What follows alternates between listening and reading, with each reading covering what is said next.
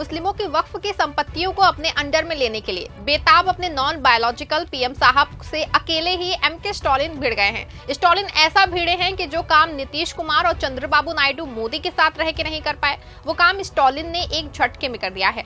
इससे एक और जहां वक्फ बिल पे सूझबूझ वाले पीएम साहब और उनकी पार्टी घुटने टेकने को मजबूर हो गई है, दूसरी ओर नीतीश कुमार और चंद्रबाबू नायडू को हर हाल में एमके स्टालिन का साथ देना पड़ेगा। स्टालिन ने ऐसा क्या कह दिया है कि मोदी शाह घुटने पे हैं तो नीतीश नायडू भी साथ देने को मजबूर हैं। ये सब कुछ आपको बताएंगे अपनी रिपोर्ट में, और साथ ही इस पर भी चर्चा करने वाले हैं कि सीएम स्टालिन का ये कदम वक्फ बोर्ड बिल संशोधन विधेयक को रोकने में अहम होगा।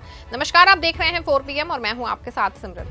दोस्तों, केंद्र सरकार की ओर से लाए गए वक्फ बोर्ड संशोधन बिल पे पूरे देश का मुस्लिम समुदाय में रोष है। मुस्लिम पर्सनल लॉ बोर्ड के ऐलान के बाद पूरे देश में रमजान के आखिरी जुमे यानी कि अलविदा पे काली पट्टी बांध के मुस्लिमों ने वक्फ बिल का विरोध जताया है।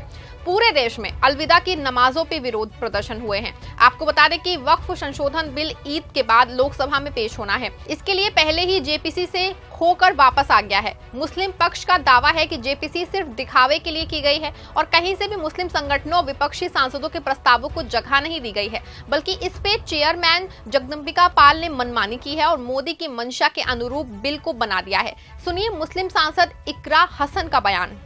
जी नहीं, हमने ये बिल देखा है, पढ़ा है, समझा है और जो जेपीसी के मेंबर्स जो विपक्ष की तरफ से थे उन सब से हमारी चर्चा हुई है। बिल किसी के पक्ष का नहीं है, बिल सिर्फ डीएम को ताकत देने का है और जो हमारे इदारे हैं, वक्फ की जो ज़मीनें हैं उनको हड़पने का एक नया हथकंडा सरकार ने लेके आई है इस बिल के द्वारा। तो हम इसके पुरजोर तरीके से विरोध में हैं, पहले भी और अब भी जब भी आएगा इसका विरोध करेंगे। देखिए, अभी तक हमने देखा तो है नहीं। मेरी जो डिस्ट्रिक्ट है 12 साल पहले नई बनी थी, हमारे यहाँ पर एक भी मेडिकल कॉलेज नहीं है और आसपास भी बहुत बुरे हालात हैं। हमारे यहाँ सिर्फ 12 लाख का जिला है हमारा, 12 लाख लोगों का, और सिर्फ एक गायनोकोलॉजिस्ट है।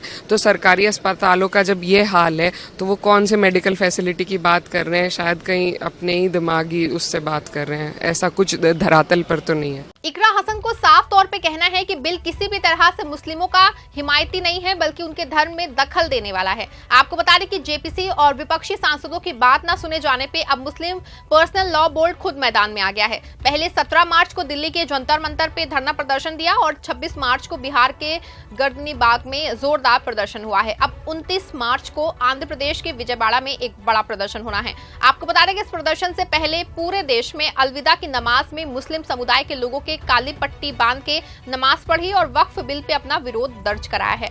बता दें कि मुस्लिम पर्सनल लॉ बोर्ड सिर्फ 2 राज्यों में है, इसलिए प्रदर्शन कर रहा है क्योंकि बिहार में नीतीश बाबू और आंध्र प्रदेश में चंद्रबाबू नायडू को मुस्लिम मत देते हैं और इन दोनों प्रदेशों में मुस्लिम पर्सनल लॉ बोर्ड सिर्फ इसी वजह से प्रदर्शन कर रहा है कि मुस्लिमों का वोट लेके मुस्लिम के खिलाफ बनने वाले कानून में आप शामिल नहीं हो सकते हैं। ये पूरी तरह से जनभावना के साथ खिलवाड़ होगा। लेकिन आपको बता दें कि अभी तक ना तो नीतीश कुमार और ना ही चंद्रबाबू नायडू की पार्टी की ओर से कोई बयान आया है और ना ही किसी तरह से दोनों पार्टियों ने अपनी स्थिति को साफ किया है। आपको बता दें कि बिहार के नीतीश कुमार वक्फ बिल का विरोध करेंगे, ऐसा होना मुश्किल लग रहा है क्योंकि पिछले दिनों में जिस तरह से नीतीश कुमार की हालत है, कभी वो राष्ट्रगान पे इशारेबाजी शुरू कर देते हैं, कभी वो किसी विधानसभा के फोटो सेशन को चुनावी मंच समझ के हाथ जोड़ने लगते हैं।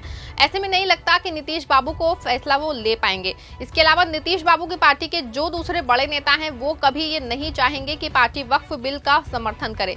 आप नीतीश बाबू की पार्टी और केंद्रीय मंत्री ललन सिंह के बयान सुनिए, आप खुद ही पूरी बात समझ पाएंगे।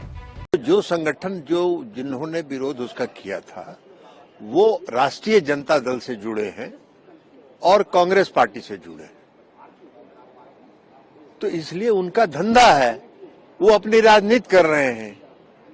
ये इफ्तार पार्टी जो है इबादत है और इबादत में सियासत नहीं होता है। सियासत करने की उनकी मंशा रही है, उनको कौम के फायदे से कोई मतलब नहीं है, आम मुसलमानों के फायदे से इनका कोई लेना देना नहीं है। ये महंत हैं और ये अपनी महंती को चलाना चाहते हैं। बिहार में नीतीश कुमार जी ने अपने 20 साल के शासनकाल में मुसलमानों के हित में जो काम किया, आजादी के बाद से उसका 10% भी काम नहीं हुआ है। और जिन्होंने भी ये काम किया है वो कुछ नहीं किए हैं, सिर्फ मुसलमानों की भावना को भड़का के वोट लेते हैं। नीतीश कुमार जी ने तालमी मरकज बनाया, नीतीश कुमार जी ने हुनर योजना शुरू की, नीतीश कुमार जी ने जो मदरसा के टीचर हैं उनको 7वें वित्त आयोग का भुगतान किया, 3,000 रुपया इन लोगों को। कांग्रेस पार्टी इतना दिन शासन किया ना बिहार में, और राष्ट्रीय जनता दल भी उसके पहले 15 साल शासन किया। 3,000 रुपया, 3,500 रुपया मदरसा के शिक्षकों को मिलता था, अभी 75,000 80,000 रुपया मदरसा के शिक्षकों को मिला। तो किसका योगदान है?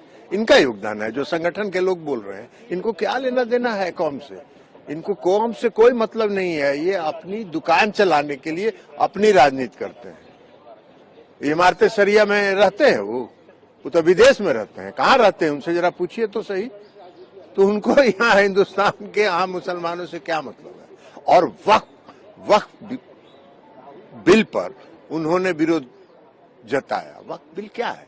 कानून है, और वक्फ का अगर कोई विसंगति है उसमें तो उसको दूर करना सरकार का काम है, ताकि उसका लाभ आम मुसलमानों तक पहुंचे। और ये केंद्र की सरकार नरेंद्र मोदी। देखा आपने, मुस्लिम संगठनों को लेके ये किस तरह की बातें नीतीश के मंत्री कर रहे हैं। ऐसे पार्टी से मुस्लिमों को क्या उम्मीदें हो सकती हैं, ये सब कुछ खुल के सामने आ गया है। ऐसे में अब देश के मुस्लिम चंद्रबाबू नायडू की ओर से देख रहा है। आपको बता दें कि 29 को विजयवाड़ा में बड़ा धरना प्रदर्शन रखा गया है और चंद्रबाबू नायडू की पार्टी के खिलाफ प्रदर्शन होगा। आपको बता दें कि पिछले लोकसभा चुनाव से पहले चंद्रबाबू नायडू ने इसी रमजान के महीने में इफ्तार पार्टी के दौरान नमाज में शामिल हुए थे, लेकिन अब जब सच में मुस्लिमों के साथ खड़े होने की जरूरत है तो वो पीछे हटते दिखाई दे रहे हैं। लेकिन अगर वहीं दूसरी ओर तमिलनाडु सीएम एमके स्टालिन की बात की जाए तो वो पूरी तरह से वक्फ बिल के विरोध में उतर गए हैं। उन्होंने वक्फ बिल पे एक बड़ा फैसला लिया है, बल्कि तथाकथित मुस्लिम की जमीन हड़पने की मंशा रखने वाले पीएम मोदी और अमित शाह को बुरा फंसा दिया है।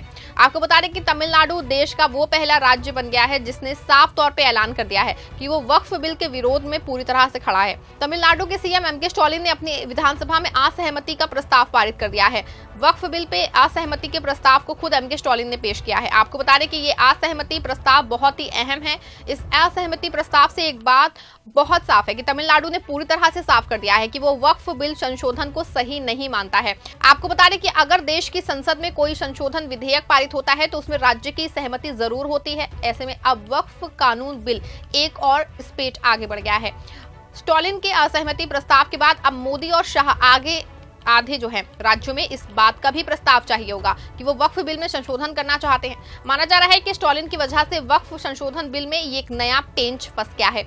बता दें कि साल 2019 में जब सीए कानून को लेके मोदी सरकार आई थी तो पश्चिम बंगाल और केरल ने सीए कानून को लेके अपनी असहमति जताई थी, लेकिन क्योंकि वो कानून था और ये संशोधन है, ऐसे में संशोधन में असहमति बहुत अहम है। आपको बता दें कि दोनों राज्यों के बाद भी सीए कानून बना था, लेकिन राज्यों की असहमति से पूरा मामला सुर्खियों में आ गया था और हर जगह उसको लेकर प्रदर्शन हुआ था। ऐसे में साफ है कि अब तक जो काम मुस्लिमों का वोट लेने के बाद भी नीतीश और नायडू नहीं कर पाए, वो काम एमके स्टालिन ने कर दिया है। आपको बता दें कि स्टालिन के इस दाव से चंद्रबाबू नायडू की पार्टी प्रभावित हो सकती है। इसकी एक बड़ी वजह है क्योंकि चंद्रबाबू नायडू और एमके स्टालिन परिसीमन के मुद्दे को लेकर एक साथ हैं और तमिल भाषा के मामले पर भी हाथ जोड़े हुए हैं। ऐसे में भले से ही नीतीश बाबू फैसला लेने में सक्षम नहीं है, लेकिन चंद्रबाबू नायडू जरूर एमके स्टालिन के साथ मिलकर बड़ा फैसला लेंगे।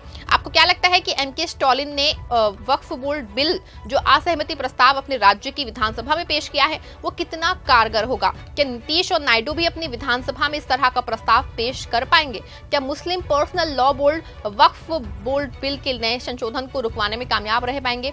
अपनी राय कमेंट से बताइएगा। इस खबर को लाइक और शेयर भी जरूर करिएगा।